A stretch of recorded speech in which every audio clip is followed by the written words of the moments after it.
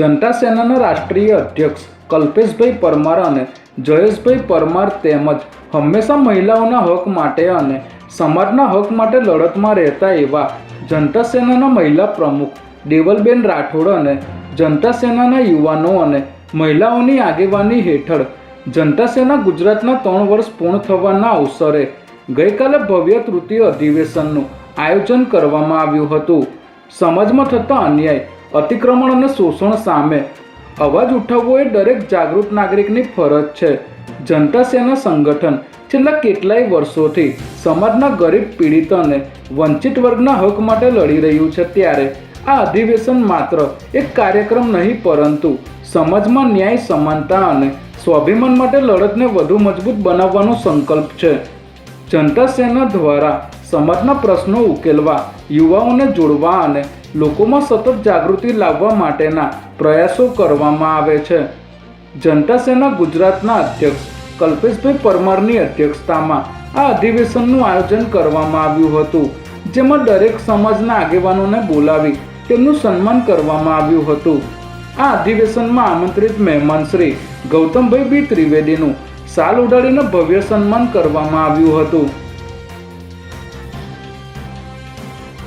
રાજ્યમાં દારૂબંધીના પોકળ દાવાઓ વચ્ચે અમદાવાદના નિકોલ પોલીસ સ્ટેશન હદ વિસ્તારમાં ઇંગ્લિશ અને દેશી દારૂના અડ્ડાઓ બેફામ બન્યા છે, ત્યારે શું સ્થાનિક પોલીસની રહેમ નજર હેઠળ જ અહીં દારૂના અડ્ડાઓ ધમધમી રહ્યા છે? તેવા અનેક સવાલો જાગૃત જનતામાં ચર્ચાઈ રહ્યા છે।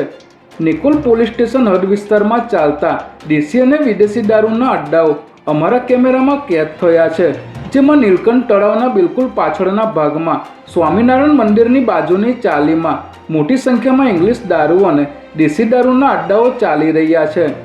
નીલકંઠ તળાવની સામે નિકોલ ગામમાં ટીના ચુનારા નામનો બુટલેગર કેમિકલયુક્ત દેશી દારૂનો અડ્ડો ચલાવી લોકોના સ્વાસ્થ્ય સાથે ખુલ્લેઆમ ચેડા કરી રહ્યો છે, જ્યારે નિકોલ ગામમાં ચુનારાવાસમાં એક મકાનમાં રાતના સમયે મહિલા દેશી દારૂની પોટલીઓનું વેચાણ કરતી આપ સૌ વિડીયોમાં જોઈ શકો છો, ત્યારે આવા બુટલેગરો સામે ક્યારે કડક કાર્યવાહી કરવામાં આવશે તેવા અનેક સવાલો જાગૃત જનતામાં ચર્ચાઈ રહ્યા છે। નિકોલ પોલીસ સ્ટેશન હદમાં આટલી મોટી સંખ્યામાં દારૂના અડ્ડાઓ ચલાવવામાં આવી રહ્યા હોવાના કારણે અમારા ન્યૂઝ નેટવર્ક દ્વારા આ દારૂના અડ્ડાઓના સ્ટિંગ ઓપરેશન કરવામાં આવ્યા છે, જે તમામ વિડીયો નિકોલ પોલીસ સ્ટેશનના પોલીસ ઇન્સ્પેક્ટર સાહેબ શ્રી વીએસ વાઘેલા નાઓને મોકલવા છતાં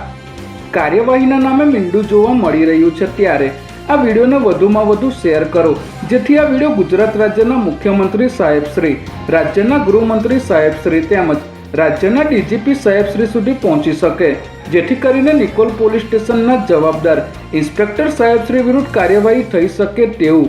જાગૃત જનતામાં ચર્ચાઈ રહ્યું છે। નિકોલ પોલીસ દ્વારા આ દારૂના અડ્ડાઓ બાબતે કોઈ કાર્યવાહી કરવામાં આવી છે કે નહીં તે બાબતે અમારા દ્વારા આરટીઆઈ મારફતે માહિતી માંગીને પ્રસિદ્ધ કરવામાં આવશે।